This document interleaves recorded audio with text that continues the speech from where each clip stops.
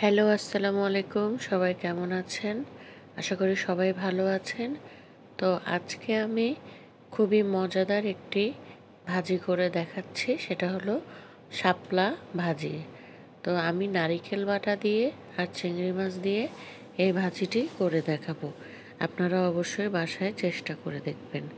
আর ভালো লাগলে অবশ্যই লাইক, শেয়ার, কমেন্ট এবং সাবস্ক্রাইব করে দিবেন।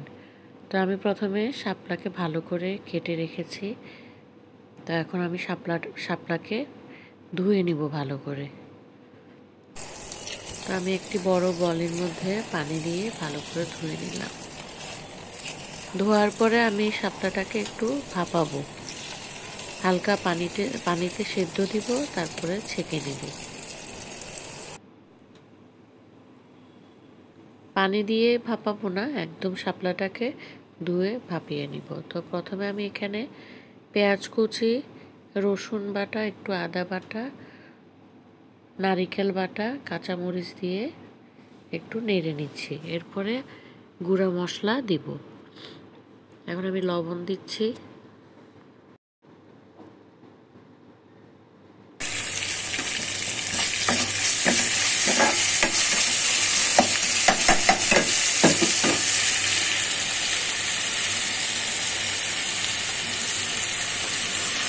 এখন আমি চিংড়ি মাছটা দিয়ে নেব।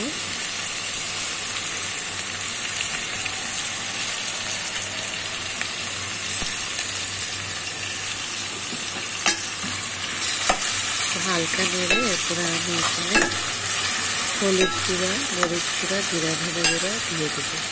দেওয়ার পরে একটু কষিয়ে আমি শাপলাটাকে দিয়ে দিই।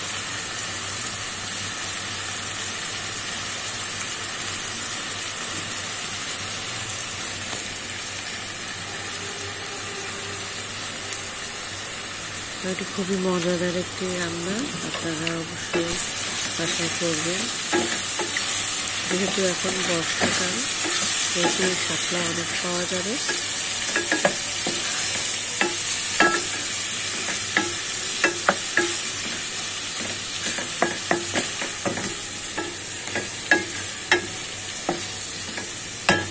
আর নারিকেল বাটা দিয়ে শাপলা ভাজি অনেক মজা। দেখুন আমি শাপলা দিয়ে দিয়েছি। এবার আমি একটু নেড়ে চেড়ে সামান্য একটু পানি দেবো। পানিটা বেশি দেওয়া যাবে না, অল্প একটু পানি দিয়ে একদম ভাজা ভাজা করে তুলব। এখন অল্প পানি দিয়েছি।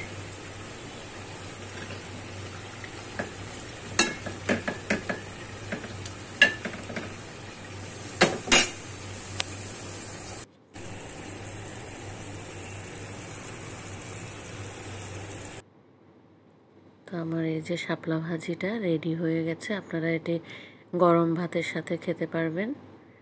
আর সবাই ভালো থাকবেন। ধন্যবাদ।